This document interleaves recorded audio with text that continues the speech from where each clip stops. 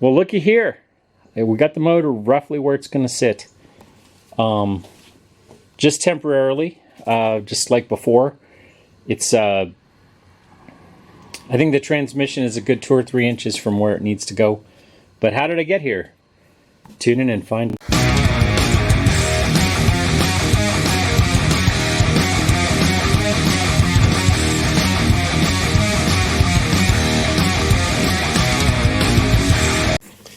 Well, that's about where it's going to sit, and the K-member is about where it's supposed to be.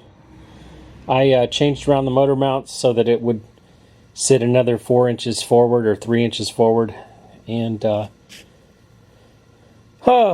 admitting defeat. Basically, I spent the weekend at a pull-apart looking at the firewall and the airbox behind it, and just finally determined that I was just fighting too many things.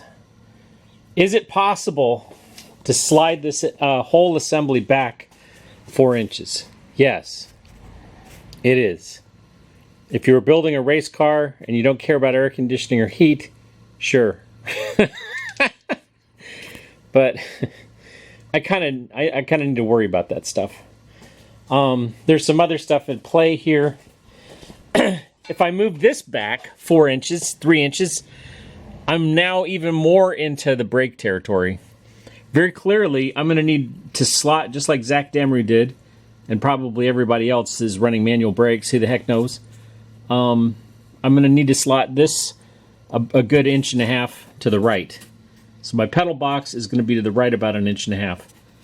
And that puts my brake master cylinder either in range of or already colliding with this shock tower. If I have to, I'm going to slot the shock tower, put in some heavier steel, and just carve out enough so that the brake master cylinder can go through there. But this is roughly where that motor sits. I think the transmission has another 1/2 inch or 1 inch to go before it's mounted. And I, just have to call it a day in terms of, at some point, the engine has to sit in there. And very clearly, there's no space on the right. Very clearly, I could probably stand in there. That's just the way it is. It's funny when I look at pictures of this car on, like, not pictures, I'm sorry. If I go back to 1965 and look at the original Thrift Power 6 sitting in an engine bay, and I'm going to stick one up in this channel so you can take a look. I'll try and merge it into the video. I haven't done any still images with video, but I'll figure it out. So you can see the difference between the two. It's pretty stark. That motor is so thin, and it's very clearly way different problem to solve, because the cam stuff is, taking the front of the motor back, and the carburetor, none of this exists. It's just very thin little engine in an engine bay. But we've come a long way with this motor, and it's very, very clearly taking up way more engine bay space. But the fun begins from here. Let's take a look if I can lift this up while we're talking or not. Give me a sec here. I know this will sit down nicely. Come on, baby. Oh, there we go. You can see I've got a transmission mount that's going to work. And the K-member, I can get it bolted up. Those are safeties in place there holding my motor to my K-member. This is an interesting process because basically at this point I have some decisions to make. For example, this wiring here that's all tucked into my starter. There's no clutch or anything. I've got that on order thanks to Tilton Engineering.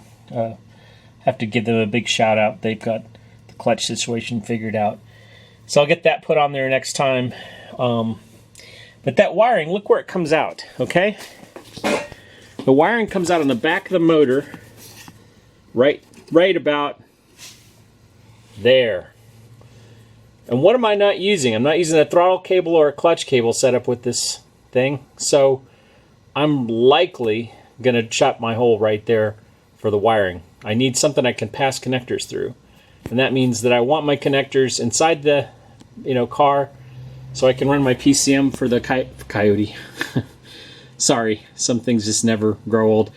For the Barra motor, I need a similar kind of setup. Now, when I did my Coyote swap, the PCM went here because all the connectors were on the right-hand corner of the motor, and I ran all my wiring up through this tunnel. It was a little difficult because, like, a lot of things have to talk between the two PCMs.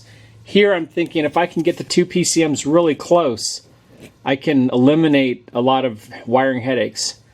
And so I'm going to have a real bonus with this swap. So likely to make an access panel out of those two holes right there. I might even keep those same, like 3 of the screws and make like a triangular thing to cover all that. I don't know. I don't know yet.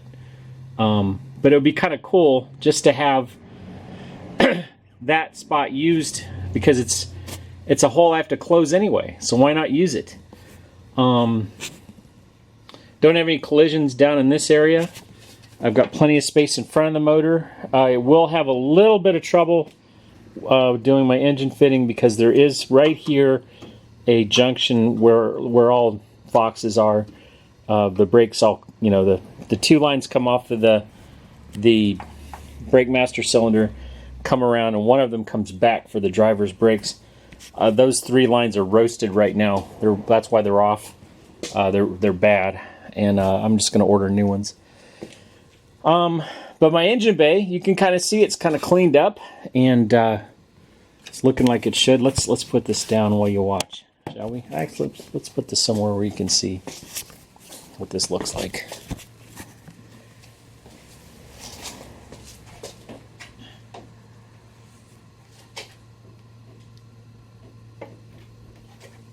Looks like that. So the real fun begins now. I mean, everything I've done up until this point has been to get to this point where the fun begins. A lot of this stuff has been a chore. Getting a working fuel system, having the engine bay prepped. This one was a little more difficult because, of course, my engine bay was roasted. It had been hit in an accident. You can see the repair that I did, which I'm sure is not NHA, National Highway Safety Administration approved, which is to cut the stress out of it and then straighten everything out and weld it back. I have a bunch of video of redoing this engine bay. It's been in my spare time over the past like 3 months, and it is tricky. Not my normal thing. There's been a lot of stuff here to push me out of my comfort zone. Let's look at what's going on in the back.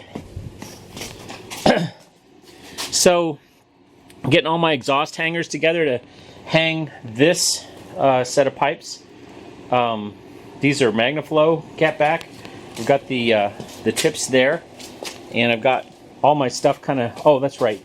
The hangers were kind of rusty, so I've been using electrolysis to remove the rust.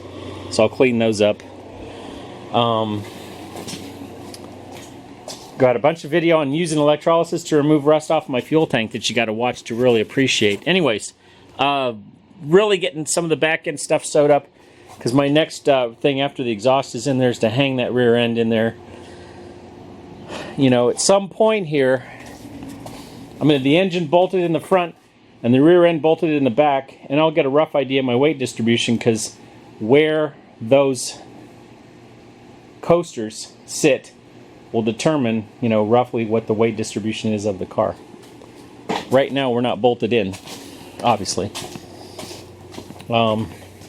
Thanks to Chris Nieves. A big shout out to him. There's a link to his Facebook Marketplace and his contact information. If you want one of these motors, he's the guy to call. He's got inventory right now.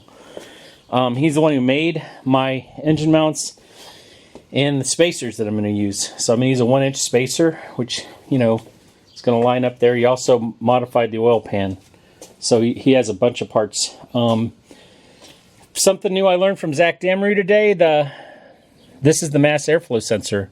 So it's not external to the cold air intake.